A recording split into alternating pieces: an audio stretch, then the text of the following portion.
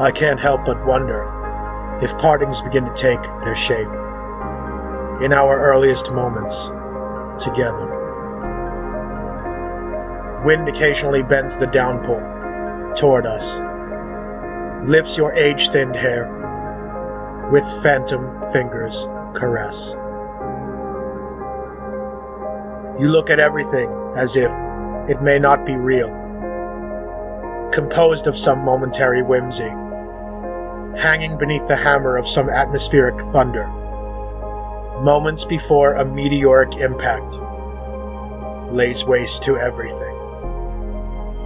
Are there apparitions in our sunlit revels, roots in our laughter, lurking in the syrupy dregs of upended bottles, eyeing us as we plod along our capers in blissful ignorance?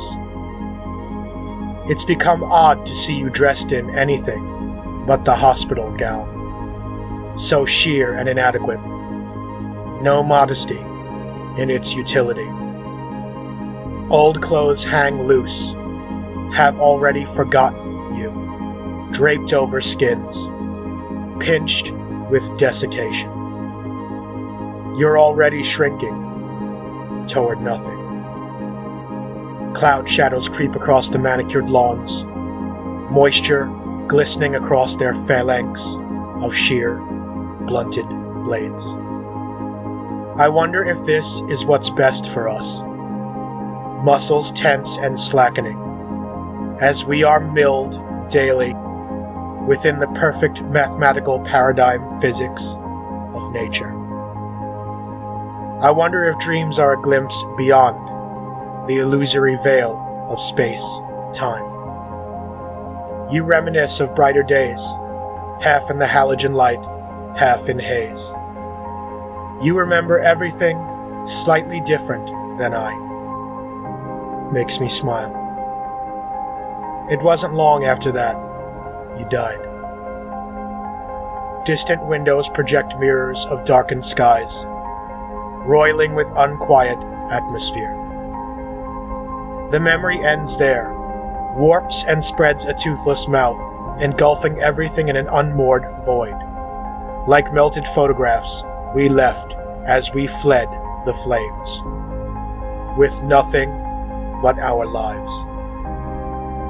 Rain holds a memory of sunlight, walks behind its gossamer curtains, carrying unspoken promise. There's a flower bed where we once stood, now. A medley of sounds, odors, and air pressures envelop us in their cradle of unconcern, with a reprieve from conversation. We are happy to see each other.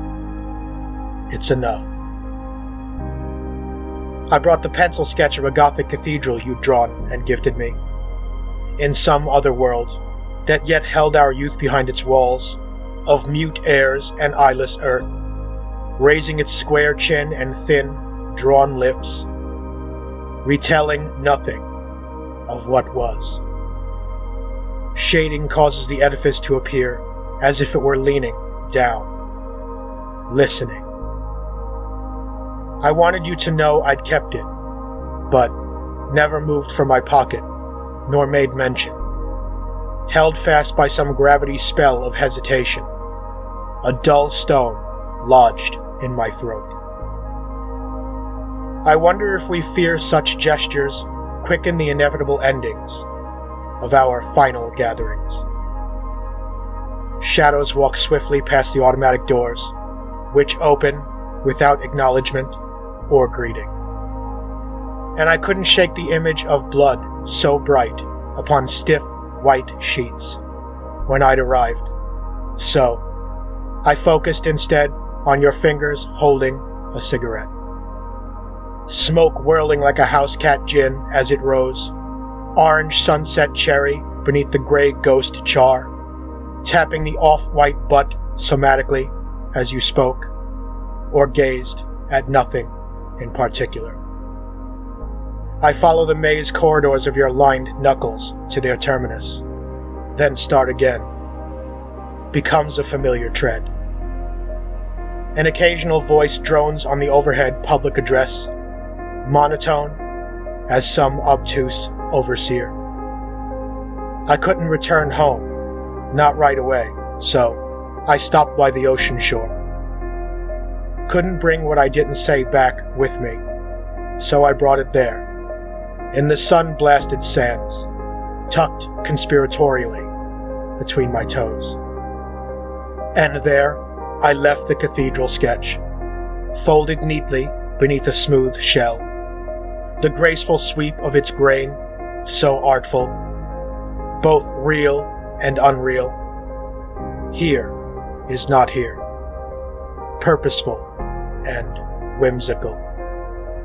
I imagine someone finding it, carrying it off into a brand new story. The sun places warm palms against my upturned face, and I imagine you in another world, with a smile which holds no boundaries. A Memory of Sunlight by Daniel Christensen.